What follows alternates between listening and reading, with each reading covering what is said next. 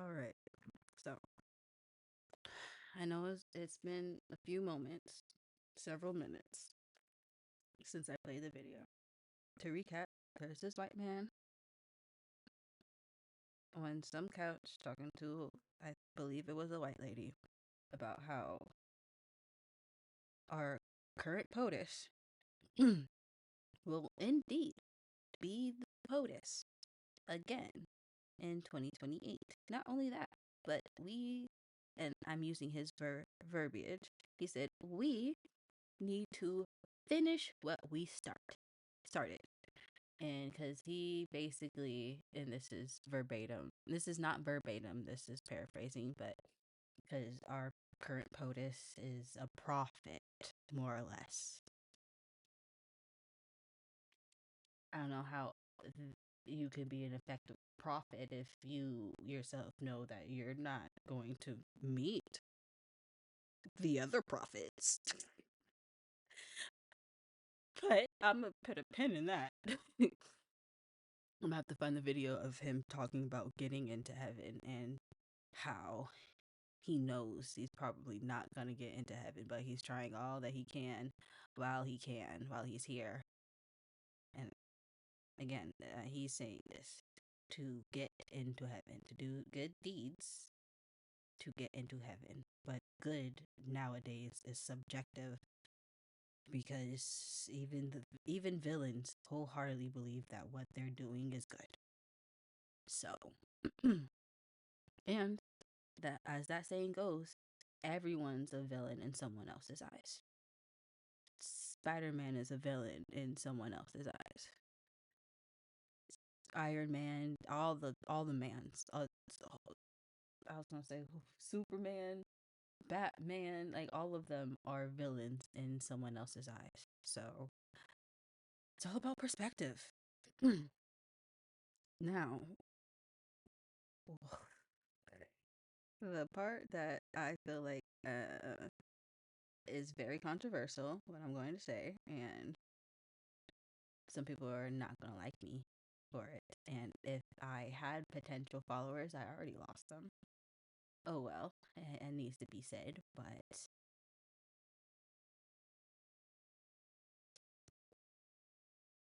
I wholeheartedly believe that the current POTUS, becoming the current POTUS, needed to have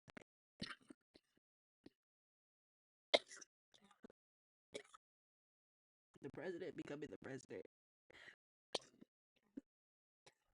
Both times needed to happen. I've been saying this to myself, mainly because I live in a very, very, very blue state. The majority of the people I know vote blue. And usually it pertains to bashing the other side, saying that their side is better by bashing the other side. I'm not on either side. I really don't give a flying pheasant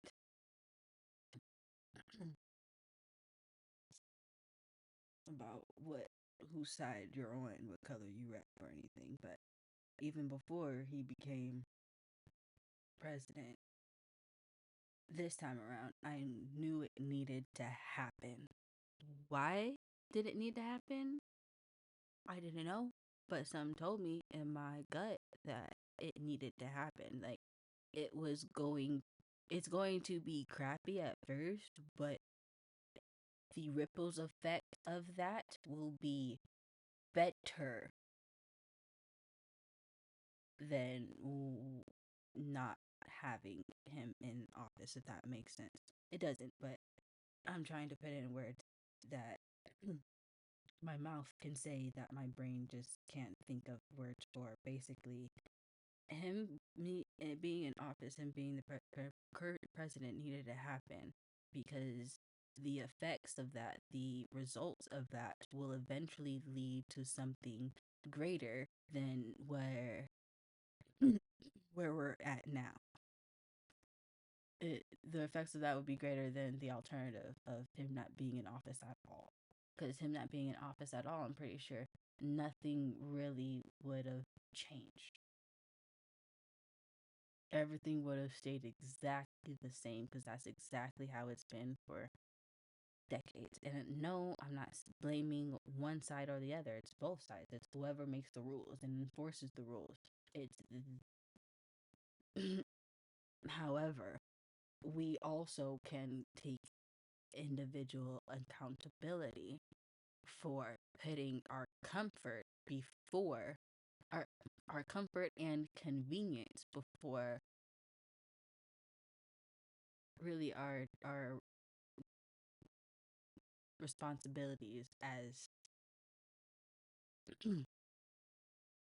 people participating in this system. I can't even say adults, because it's not just a. You can only really blame adults. You can't really blame children, because children, they're children. But everyone can take accountability for their actions. Everyone, children included. But that's not what I'm referring to.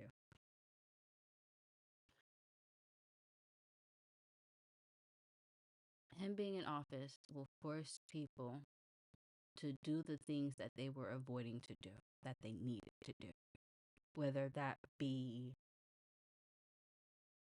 you, let's say you're a person who has a job, who's been in their job, they hate their job,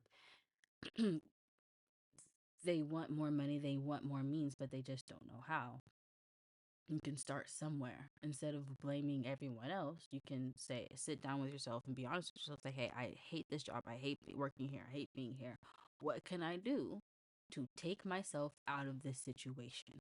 Because every day you walk into that job, it's quite literally a choice. Everything you do is a choice. You choose to wake up, and go to work, even though you hate the job. You can choose to stay asleep. You could choose to not get up and leave the house. You could choose to quit.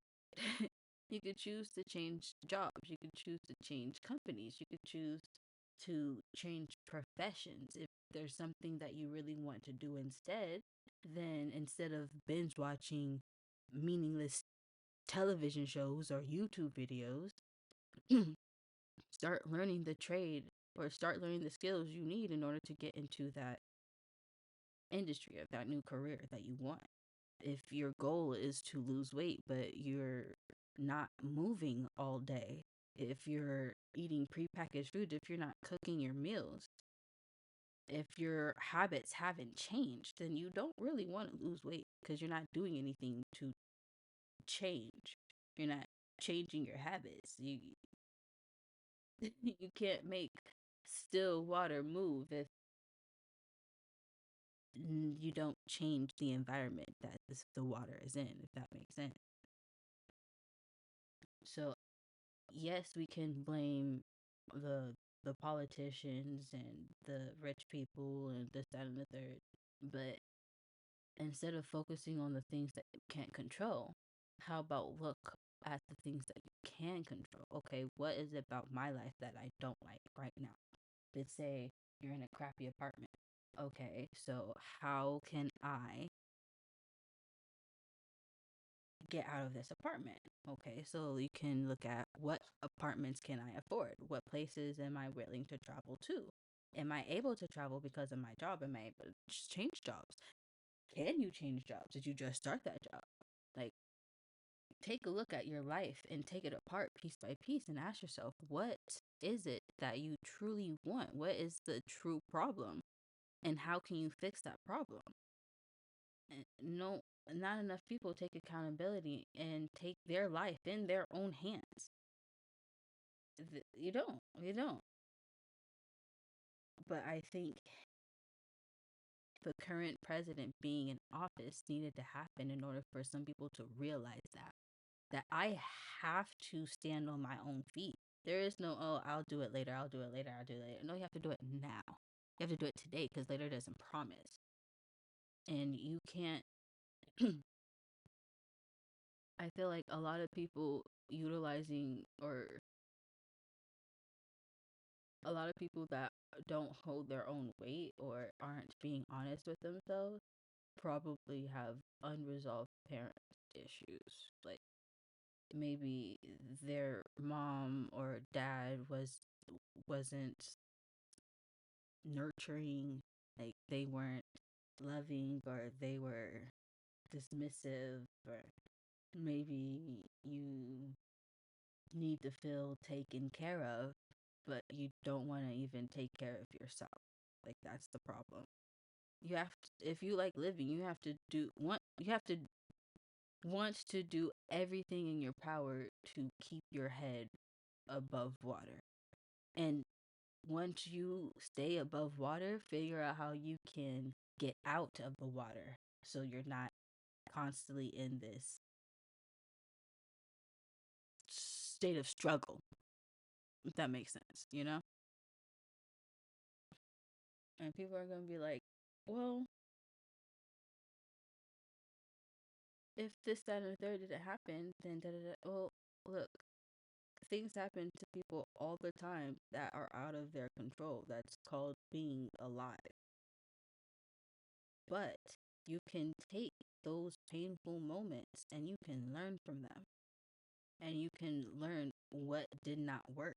So then try something new. As long as you keep trying different, as long as you keep trying, there's no way you can't lose. It may take you some time, but it's better than not trying at all. So let's see what Monty has to say in response to old dude's message or confession. I don't know what to call it. Regimes always lock into the dominant religion of the country and start to use religious language and image and symbols. And James Tallarico said it best, because there's nothing more dangerous than a tyrant who believes that they're on a mission from God. And if we look at both church history and world history, people have used the certainty of God being on my side as an excuse to exterminate their enemies. When the Trinitarians took over the Christian doctrine at the Council of Nicaea, deciding that the Trinity would be the new belief for the Christian religion as a whole, they use it as an excuse not to just define Arianist beliefs and Gnostic beliefs as heresy, but to actually physically kill them. Because when you believe that your mission is of God, or you can convince people that it is, it gives you the excuse to say, well, if you don't support me, then you're against God, therefore I have the right to enact violence against you, which is what we saw with all of the inquisitions. We have to understand that they are planning to overthrow the Constitution. They are planning to completely negate it. They are planning to use emergency powers to disrupt the elections, because they know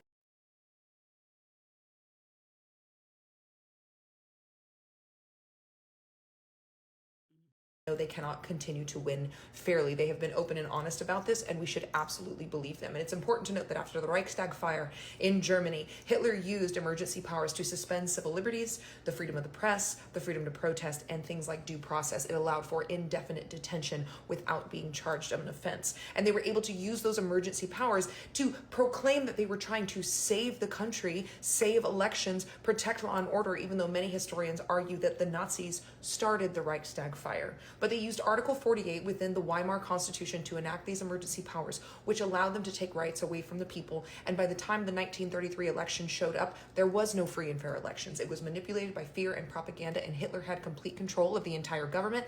And because of the Enabling Act, was able to pass laws without Parliament, without any other steps than the fact that he and his cohorts wanted to pass it. Do not allow yourself to fall into the trap that the right is stupid. Some of them are heavily indoctrinated, but their leadership in particular is not stupid. They're smart, they are calculated. And while we have allowed ourselves to get baited into culture wars, while we have allowed ourselves to get baited into distractions, they have been laser focused, and they've been able to overturn Roe and remove equal opportunity in the workforce and education. They've been able to start to build the fascist world that they want to live in. They've been able to take rights away from women, civil rights, gutting the Civil Rights Act, and now they're coming for the Constitution. Understand that they are telling you exactly who they are, and they are efficient enough to get it done. If we want to be activists and we want to fight back and we want to turn this ship around, buckle up for the long haul. This is going to take years and decades of correction to fix. Do not make the mistake of believing that your enemy is stupid, because they are not.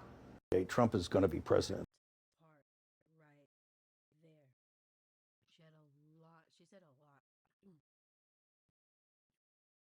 She basically summed up